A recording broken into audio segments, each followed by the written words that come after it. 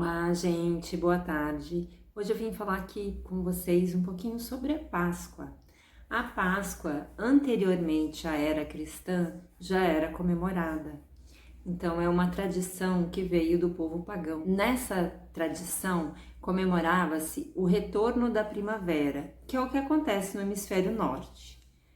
Quando a terra estava fria, gelada, os primeiros sinais de vida retornam com a presença da deusa Eostre ou Ostara. A comemoração daquela época é uma delas. Existia uma brincadeira em que você enterrava os ovos e quem achasse teria um ano próspero, porque a Páscoa era o símbolo do retorno da fertilidade na terra.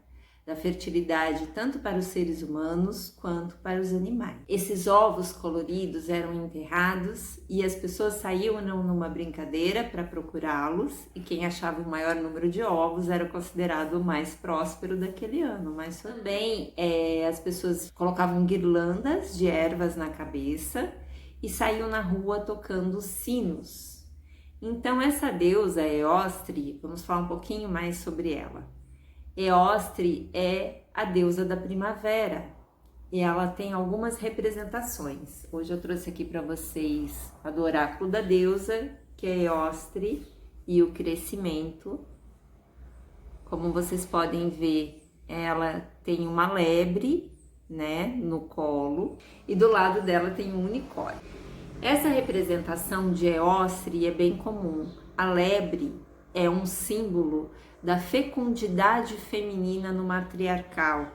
Então vocês podem ver, né, que nem quando a gente fala, tá sempre grávida, que nem coelho, porque o coelho, a lebre, um animal associado a essa fertilidade na terra.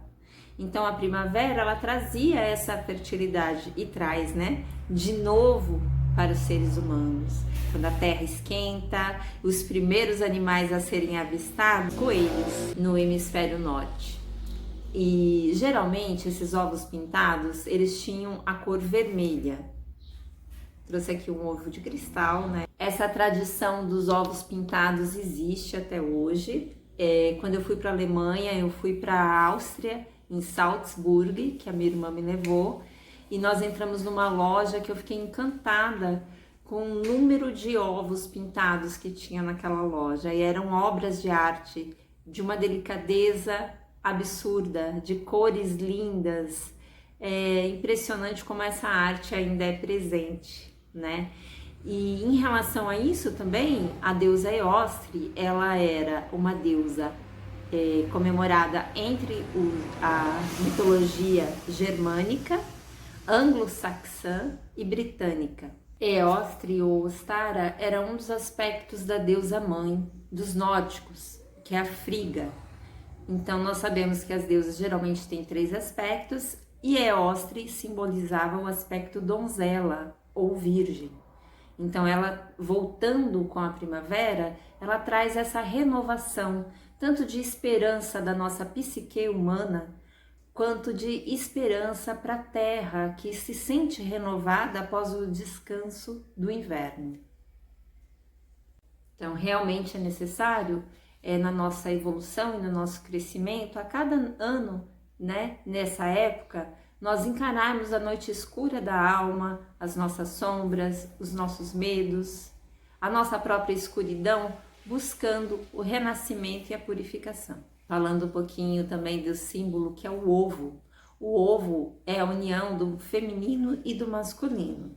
Dizem também do grande ovo da criação, que foi chocado, esquentado pelo sol, e a partir desse ovo é que tudo surgiu. Também temos vários símbolos que associam o ovo à fertilidade e à fecundidade. Por isso que as mulheres também têm os seus óvulos. Eostre é chamada de madrugada radiante. Ela é também conhecida como a deusa da aurora. A sua direção é o leste, é onde o sol se nasce. Então, na primavera, esse horário é um horário mágico, dedicado a essa deusa. Eostre ou Ostara, um dos seus mitos é que ela acolheu um pássaro ferido e o transformou em lebre. E essa lebre, em agradecimento, botava, né, colocava ovos coloridos.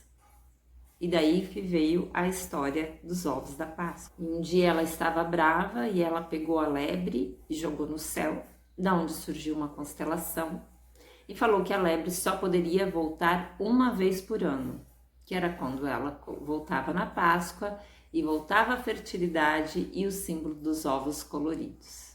Essa deusa é muito interessante, é muito importante.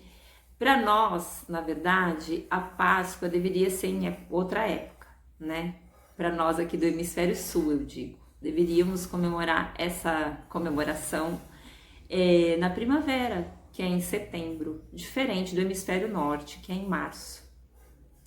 Mas como a gente sabe que toda a astrologia, toda a mitologia começou lá, né? Então vim trazer um pouquinho dessa história que é anterior à história de Yeshua, também conhecido como Jesus Cristo.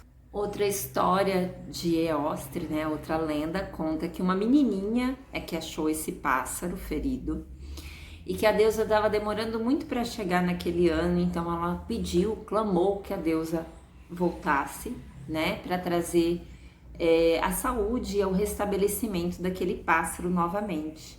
Então ela apareceu com seu vestido vermelho, né? Geralmente quando o sol nasce, bem nos seus primeiros raios ele está vermelho alaranjado, representando então essa cor também, que é a cor do nosso primeiro chakra, associado à nossa sobrevivência, à nossa força de vontade, à nossa garra de trabalho. Então, simbolicamente, na primavera, você também pode ter esses atributos de volta, senti-los novamente, ativá-los novamente, pode-se assim dizer. Então ela chega com esse vestido vermelho, derrete a neve, transforma o pássaro em lebre, que começa a colocar os seus ovos coloridos. Essa é uma das lendas associadas a Deus Austar. E a outra lenda, eu vou ler aqui do Oráculo da Grande Mãe, de Claudinei Pietro. Essa é a carta da Eostre, né? Que tem a seguinte frase: sua alegria de viver renova das sementes dos seus sonhos. Dizem que Eostre, Ostara, ela tem uma afeição especial pelas crianças. Um dia, Eostre estava sentada em um jardim com suas amadas crianças, quando um amável pássaro voou sobre elas e pousou na mão da deusa. Ao dizer algumas palavras mágicas, o pássaro se transformou no seu animal favorito, a lebre. Isso maravilhou as crianças, e com o passar dos meses elas repararam que a lebre não estava feliz com a transformação, porque não podia mais cantar e nem voar. Então as crianças pediram a Eostre que revertesse aquele encantamento. Ela tentou de todas as formas possíveis, mas não conseguiu desfazer o encanto. A magia já estava feita e nada poderia revertê-la. Eostre decidiu esperar até que o inverno passasse, pois nessa época o seu poder diminuía. E quem sabe quando a primavera retornasse e ela tivesse os seus poderes de volta, ela conseguiria dar alguns momentos de felicidade à lebre, transformando ela novamente num pássaro para ela poder cantar e voar. E assim permaneceu até que então a primavera chegou. E nessa época, os poderes de Eostre estavam em seu apogeu e ela pôde transformar a lebre em um pássaro novamente, durante algum tempo. Agradecido, o pássaro botou ovos em homenagem a Eostre, em celebração à sua liberdade e às crianças, que tinham pedido a Eostre que lhe concedesse a sua forma original novamente, que era a forma de pássaro. Transformado em lebre novamente, ele pintou aqueles ovos que ficaram coloridos e Eostre, para lembrar as pessoas do seu ato tolo de interferir no livre arbítrio de alguém, né, na vida, na vontade, na liberdade daquela pessoa, Eostre entalhou a figura de lebre na lua, por isso que podemos vê-la até hoje. Bom, eu vejo um coelho na lua, não sei vocês. Então, esse livro do Oráculo da Grande Mãe, do Claudinei Pietro, que eu fiz essa última leitura dessa lenda associada a essa deusa, que também tem o seu nome associado ao hormônio estrogênio, que é bem simbólico, né? Todos sabemos.